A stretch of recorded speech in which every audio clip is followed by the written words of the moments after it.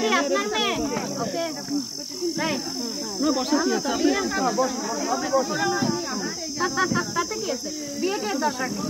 আরে না, পড়াশোনা করতে হবে, নিজের পায়ে দাঁড়াতে হবে।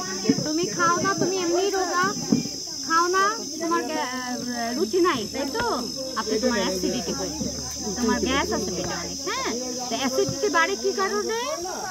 তুমি পানি খাচ্ছ না, ঘুমাচ্ছ না, তুমি অনিয়ম করে খাওয়া দাওয়া করতেছো, হ্যাঁ, অনেক সময় অস্থির থাকতেছো, বিভিন্ন কারণে অ্যাসিডিটি হয়। বাথরুম এটা কেন?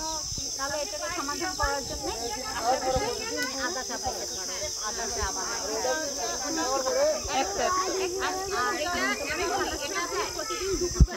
ওই জন্য তুমি ভাতের মায়ের আসছো না, মাকে বলবো প্রতিদিন 1 কাপ করে ভাতের মায়ের খাবা। হ্যাঁ, গরম গরম, ঠিক আছে। তারপরে খাবো হচ্ছে তুলসী পাতা চাবাই খেতে পারো, এটাও কিন্তু সাদা স্রাব দূর করে। আর কি করে? কার কার সাদা স্রাব আছে এখানে? কার কার সাদা স্রাব যায় বলতে হবে, লজ্জা পাওয়া যাবে না। আচ্ছা, তাহলে আমি বলে দেই, বাসায় তোমাদের ইয়ে আছে, তেজপাতা আছে, নিম পাতা আছে না, এটা জ্বালাবা তোমরা। জ্বালায় ওই পানিটা বোতল ভরে রেখে দিবা, ওইটা দিয়ে বাথরুমে গেলে ওয়াশ করবা। আচ্ছা, আর ওই পানিটাই তুমি রেগুলার খাবা। ফিটকিরি আছে, ফিটকিরি কিনতে পাওয়া যায়, 10 টাকায় অনেকখানি দিবে। ওই ফিটকিরির পানি খাইতে হবে রেগুলার, ভাতের মায়ের খাইতে হবে। পানির মধ্যে এইভাবে একটা চুবান দিয়ে ওই পানিটাই রেগুলার খাইতে হবে। জামলেস, হ্যাঁ, না না গরম, নর্মাল নর্মাল, কোনো ঠান্ডা গরমের কিছু নেই। কারণ আমার পানির মধ্যে থেকে আমাদের জার্ম আসছে, আমি বিভিন্ন ভাবে বলে দিচ্ছি আর কি। হ্যাঁ, নিজেরা পরিষ্কার রাখতে হবে, পায়জামা প্রতিদিন ধুইতে হবে, প্রতিদিন। আর বাথরুমেতে ওই পানি দিয়ে সুন্দর করে ওয়াশ করে আসতে হবে। ওই যে আদা বেঁধে আসলে হবে না, ওইটা আবার থেকে যায়।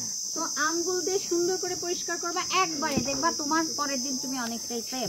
তারপর ওই পানিটা দিয়ে তুমি রেগুলার ধুইতে থাকবা। এটা থেকে এক্সটার্নাল ভাবে বললাম, মানে বাইরে দিয়ে। আর ইন্টারনাল ভাবে ওই যে মা প্রতিদিন 1 কাপ করে ভাতের মায়ের খাবা। সাদা স্রাব হয় দুর্বলতার কারণে, তোমার বিভিন্ন অ্যাংজাইটি, ঘুম না হলে বিভিন্ন কারণে। হ্যাঁ, এগুলো থেকে একটু খেয়াল করবা। পানি, প্রচুর পানি, পানি খেলে সাদা স্রাবের পরিমাণটা কমে আসে।